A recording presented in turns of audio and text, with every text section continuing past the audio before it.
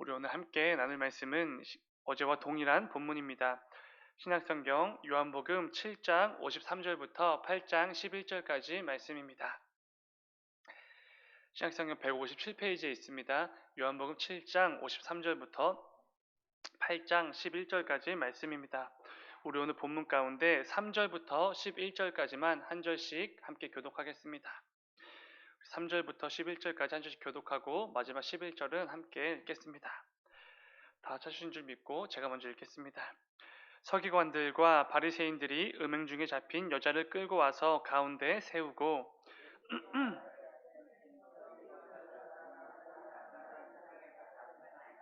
모세는 율법에 이러한 여자를 돌로 치라 명하였거니와 선생은 어떻게 말하겠나이까?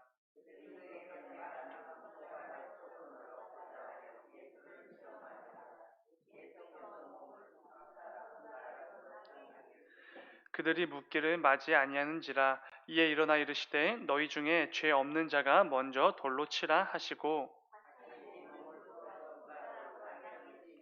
그들이 이 말씀을 듣고 양심의 가책을 느껴 어른으로 시작하여 젊은이까지 하나씩 하나씩 나가고 오직 예수와 그 가운데 섰는 여자만 남았더라.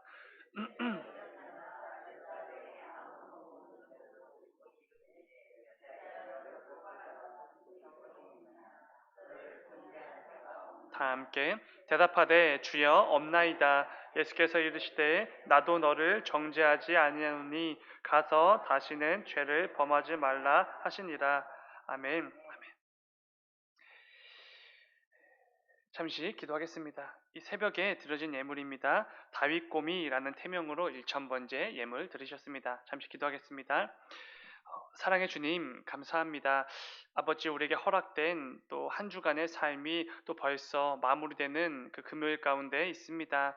아버지, 이번 한 주간도 주님께서 우리에게 허락해 주신 그 놀라운 은혜들, 그 인도하심이 분명히 있었습니다. 그런데 아버지, 우리가 바쁘고 또 분주한 삶을 또 치열하게 살아내다가 주님의 그 은혜와 그 인도하심을 너무나 잊고 살지는 않았는지 또 다시 한번 돌아보게 하여 주시옵소서. 그래야 해서 아버지, 이번 한 주간 마무리하는 가운데 이번 한 주도 하나님께서 나를 인도하셨고 그 가운데 또 특별하고 놀라운 은혜들을 마음껏 누리게 해주셨음을 다시 한번 깨닫는 우리 모두가 될 수 있도록 주님 인도하여 주시옵소서. 오늘도 말씀을 통하여 하나님의 음성이 들려지게 하시고 하나님의 음성을 통해 우리 삶 가운데 꼭 필요한 또 특별한 결단들이 이루어질 수 있도록 주님 인도하여 주시옵소서.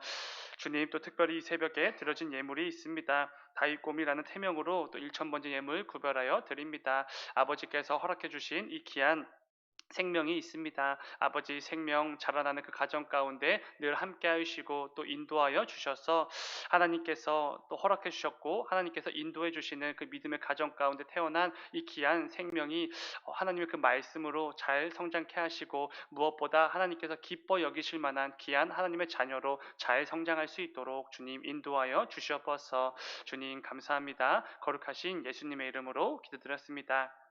아멘. 광고 말씀 드리겠습니다.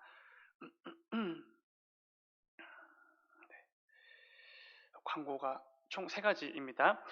오늘 어제 조현희 지사님 친정 어머니께서 소천하셨습니다. 그래서 충남 도구에 위치한 아산 유리병원 장례식장에서 지금 또 장례식이 진행 중에 있습니다. 발인은 27일 토요일이고요. 교회에서 출발은 오늘 10시에 출발하게 됩니다. 이 점 참고하셔서 함께 해주시기 바랍니다. 그리고 또 이명순 지사님 남편분께서도 어제 소천하셨습니다. 그래서 또 오늘 또 2군데 이제 장례식장이 있습니다. 이명순 지사님 남편분 장례식은 교회 출발 오후 3시 30분에 출발하게 됩니다. 오늘 오후 3시 30분에 출발하게 됩니다. 마지막 광고는 우리 이상윤 장수희 지사님 우리 아들 의 결혼식이 있습니다.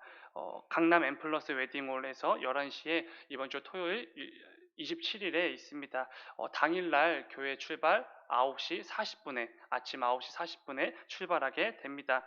제가 또 문자로도 다 발송해 드렸으니까 그 내용들 잘 참고하셔서 또 잘 참석해 주시기 바랍니다. 오늘 함께 읽은 말씀을 가지고 구원받은 성도임을 드러내는 삶, 이런 제목으로 함께 말씀을 나누도록 하겠습니다. 최근에 제 조카가 저희 교회에 나오고 있습니다. 어렸을 때는 교회라는 곳을 굉장히 좋아했고 또 참 잘 나갔는데 오랫동안 교회에 다니지 않다가 또 최근에 교회에 나오게 되었습니다. 남자인데 이 활동량이 굉장히 많고 땀도 많은 친구입니다. 그래서 어렸을 때부터 굉장히 이렇게 뭘 하든 땀이 많이 났었는데 그래서 열심히 이렇게 하루 종일 뛰어놀고 나면 이 먼지랑 땀에 뒤범벅이 돼서 집으로 들어오곤 했습니다. 근데 저희 어머니가 이제 잘 준비를 해야 되기 때문에 조카를 이제 깨끗이 씻겨 주셨겠지요. 그래서 하루 종일 땀 범벅 그리고 먼지 범벅이 된 아이를 씻겨 주십니다. 그러면은 제 조카는 굉장히 뽀송뽀송한 상태가 되어서 이제 잘 준비를 마치게 됩니다. 근데 이 녀석이 어렸을 때부터 이 활동력이 엄청 낮기 때문에 잠시도 가만히 있지를 못합니다. 그래서 깨끗이 씻고 나서 뽀송뽀송해진 상태에서 또다시 이렇게 여기저기 뛰어다니게 됩니다. 그럼 어떻게 되겠습니까? 기껏 씻겨놨더니 또다시 땀범벅이 되어버립니다.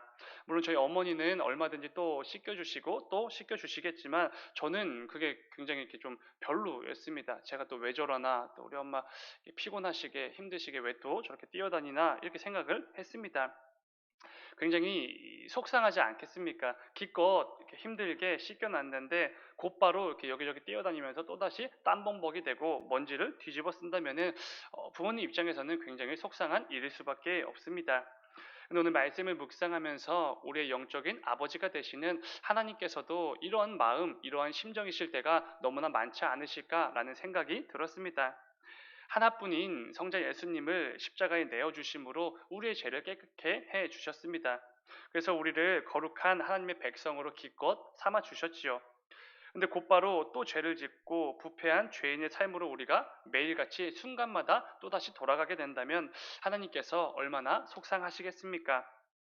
근데 반대로 예수 그리스도를 통해 죄 사함의 은혜를 경험한 저와 여러분 모두가 그 은혜에 합당한 삶을 잘 충성스럽게 살아내면서 늘 하나님을 기쁘게 해드리는 귀하고 복된 삶을 살아간다면 반대로 하나님 아버지께서 얼마나 기뻐하실까 이런 묵상도 해보았습니다. 사랑하는 여러분, 우리 주님의 십자가의 사랑과 은혜로 구원받은 성도가 된 것이 바로 저와 여러분입니다. 그렇다면 저와 여러분이 살아온 그 삶을 돌아볼 때에 우리의 삶의 모습들은 하나님 아버지를 기쁘시게 해드리는 그런 삶의 모습이었습니까? 아니면 반대로 속상해 하시며 한탄하셨던 삶의 모습이었습니까? 오늘은 말씀을 통해 이 부분에 대해서 함께 나누어 보려고 합니다.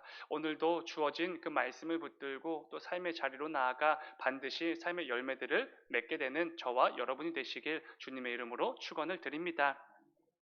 오늘 보면 5절에서 서기관들과 바리새인들은 가늠하다 붙잡힌 여인에 대해서 이렇게 말하고 있습니다. 5절입니다. 모세는 율법에 이러한 여자를 돌로 치라 명하였거니와 선생은 어떻게 말하겠나이까? 아멘. 여러분 레위기 말씀을 보면은 간음을 행한 사람은 죽여야 한다는 율법이 정말로 있습니다. 그러니까 이들이 지금 지어낸 말을 하는 게 아니라 정말로 율법대로 지금 말하고 있는 것이지요. 그러니까 오늘 본문에 등장하는 여인은 정말로 죽어 마땅한 죄를 지었다라는 것입니다. 오해도 없고 억울함도 없습니다. 현장에서 붙잡혔기 때문이지요. 특별히 우리에게 너무나 익숙한 10계명 중 제7계명에도 있지 않습니까? 간음하지 말라. 그런데 짓기만 하면 죽어 마땅하게 여겨질 정도로 심각한 간음죄를 짓다가 현장에서 붙잡힌 이 여인을 예수님께서는 어떻게 대해 주십니까?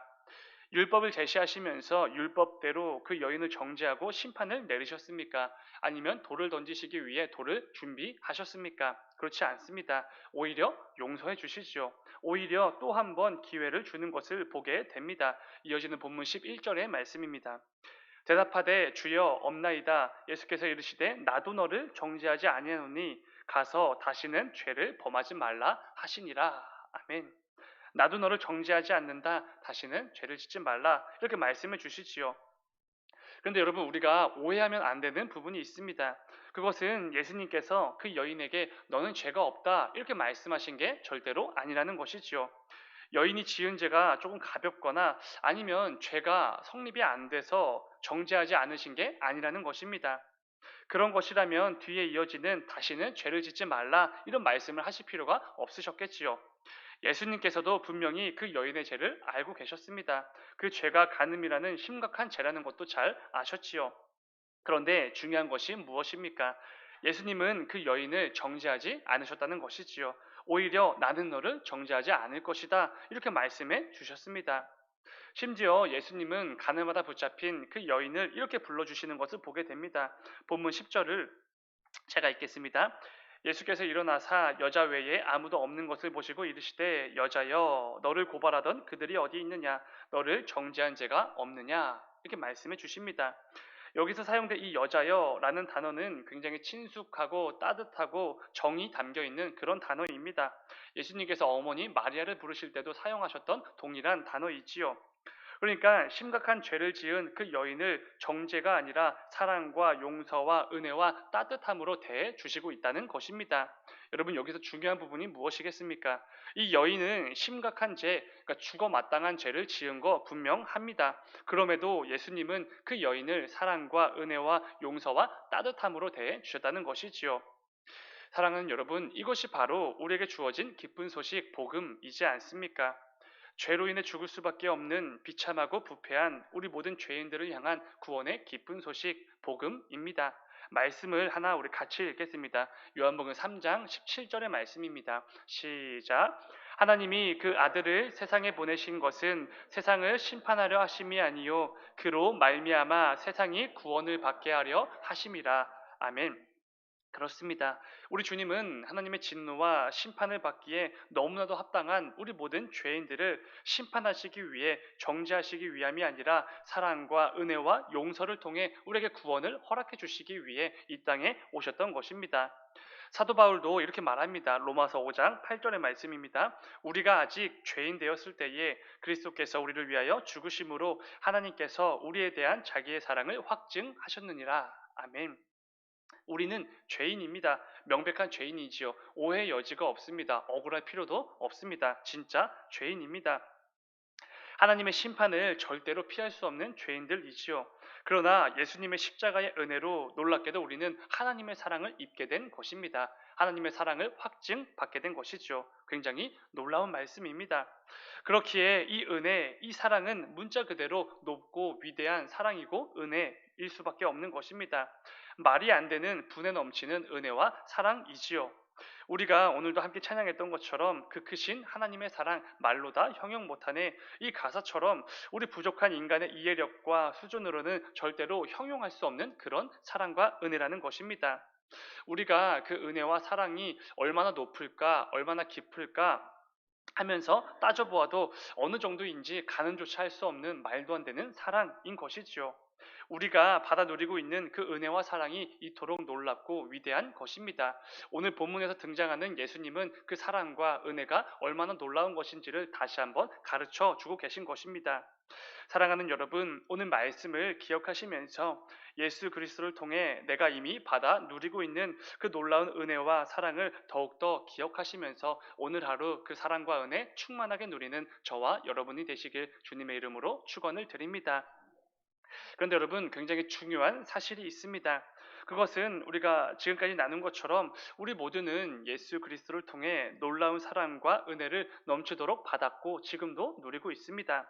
근데 중요한 것은 그 사랑과 은혜를 받아 누리는 성도다운 삶을 우리가 반드시 살아내야 한다는 것입니다. 본문 11절을 다시 한번 보면 이렇습니다. 대답하되 주여 없나이다. 예수께서 이르시되 나도 너를 정죄하지 아니하노니 가서 다시는 죄를 범하지 말라 하시니라. 아멘. 예수님께서는 죽어 마땅한 죄를 지은 그 여인을 정죄하지 않으셨습니다. 그런데 중요한 것은 계속해서 이렇게 말씀하시지요. 다시는 죄를 짓지 말라. 지금까지 행해오던 그 죄의 모습들을 철저하게 멀리하고 버리라. 더 이상 그 죄를 짓지 말라. 이렇게 말씀해 주신다는 것입니다. 그런데 여러분 중요한 것은 이 11절 말씀은 어떤 온유한 부탁도 아니고 권유도 아닙니다. 권면이 아니라 굉장히 강력한 명령문으로 지금 말씀하신다는 것이죠. 이렇게 말씀하시는 것입니다. 그 여인에게 어떤 상황이나 형편이 되면은 그 죄를 짓지 말아라 이런 게 절대로 아니라는 것입니다. 이제부터는 무슨 일이 있어도 반드시 이전에 지었던 그 죄를 짓지 말라 이렇게 명령해 주시는 것이지요. 그러니까 예수님은 가늠한 여인에게 분명히 사랑과 은혜와 용서와 온화함, 따뜻함으로 대해 주신 것은 사실이지만 동시에 아주 강력한 명령과 경고의 메시지도 선포하고 계신다는 것입니다. 여러분 요한복음 5장을 보면은 예수님께서는 38년 된 병자도 고치셨던 그 기적의 사건이 등장합니다. 그런데 그때에도 38년 된 병자를 고쳐주시고 오늘 본문에 그 여인에게 하셨던 것과 똑같은 말씀을 하셨습니다. 다시는 죄를 범하지 말라 이렇게 말씀해 주시지요. 예수님께서 그 병자를 긍휼히 여기셨고 은혜를 베푸신 것은 사실입니다. 그런데 거기서 끝이 아니라는 것입니다. 그 긍휼하심과 은혜를 받은 자다운 삶을 살아내야 한다 이렇게 말씀해 주시는 것이지요. 우리가 예수님으로부터 사랑과 은혜를 받아 누리는 것도 당연히 중요하고 분명한 사실이지만 동시에 그 사랑과 은혜를 받은 자들답게 주님께서 요구하시는 삶을 우리는 살아낼 수 있어야 한다는 것입니다. 내가 죽어 마땅한 죄인에 불과한 자라는 것을 내가 알고 그런 나에게 놀라운 사랑과 은혜를 베풀어 주신 그 예수님을 믿고 고백하는 성도라면 그 성도에 합당한 삶을 반드시 살아내야만 한다는 것이지요. 사도 바울 역시 이 부분을 잘 알고 있었습니다. 에베소서 5장 8절을 보면은 이렇게 말씀합니다. 너희가 전에는 어둠이더니 이제는 주 안에서 빛이라 빛의 자녀들처럼 행하라. 아멘. 여러분 우리는 어둠이었습니다. 죄된 본성으로 가득하여서 생각하는 것마다 악했고 내뱉는 말과 하는 행동마다 너무나도 악한 어둠 그 자체인 존재들이었습니다. 그런데 이제는 생명의 빛이신 그 예수 그리스도를 통해서 우리는 더 이상 어둠이 아닙니다. 우리는 빛이지요. 빛의 자녀들이 되었습니다. 그렇기에 이제는 어둠 그 자체였던 그때의 모습과 동일하게 살아가면 당연히 안 되는 것입니다. 예수 그리스도를 통해 빛의 자녀가 된 자들답게 행하면서 말하면서 선택하면서 살아가야 하는 것이지요. 그러나 이 구원받은 성도가 된 후에도 우리가 여전히 어둠의 모습으로 마치 예수 그리스도의 사랑과 은혜를 들어본 적도 없고 경험해 본 적도 없는 것처럼 살아가게 된다면 놀라운 구원을 허락해 주신 하나님 아버지께서 얼마나 안타까워 하시겠습니까? 이런 삶은 서두에 나눈 것처럼 깊고 깨끗하게 샤워를 하고 난 후 또다시 여기저기 뛰어다니면서 온갖 먼지와 땀범벅으로 되어버리는 그 자녀들을 바라보시는 부모님의 마음이 하나님의 심정이 될 수밖에 없다는 것입니다. 사랑하는 여러분, 저와 여러분의 삶이 하나님 보시기에 그런 안타까운 삶 한탄이 흘러나오실 만한 그런 삶이 되지 않기를 원합니다. 여러분 세례 요한이 사역을 시작하면서 회개하라 천국이 가까이 왔느니라 이렇게 선포하면서 사역을 시작하지 않습니까? 우리는 정말로 예수 그리스도를 통해서 그 사랑과 은혜를 통해 회개할 수 있게 되었고 천국을 소망하고 꿈꿀 수 있게 되었습니다. 그런데 중요한 것은 그 다음에 이어지는 말씀입니다. 무엇이지요? 회개에 합당한 열매를 맺으라. 이것도 선포하는 말씀을 분명히 보아야 하는 것입니다. 회개하여 천국을 소망하게 되었다고 해서 그게 끝이 아니라는 것이지요. 절대로 그게 전부가 아닙니다. 우리는 반드시 회개에 합당한 삶의 열매들을 맺어야만 한다는 것이지요.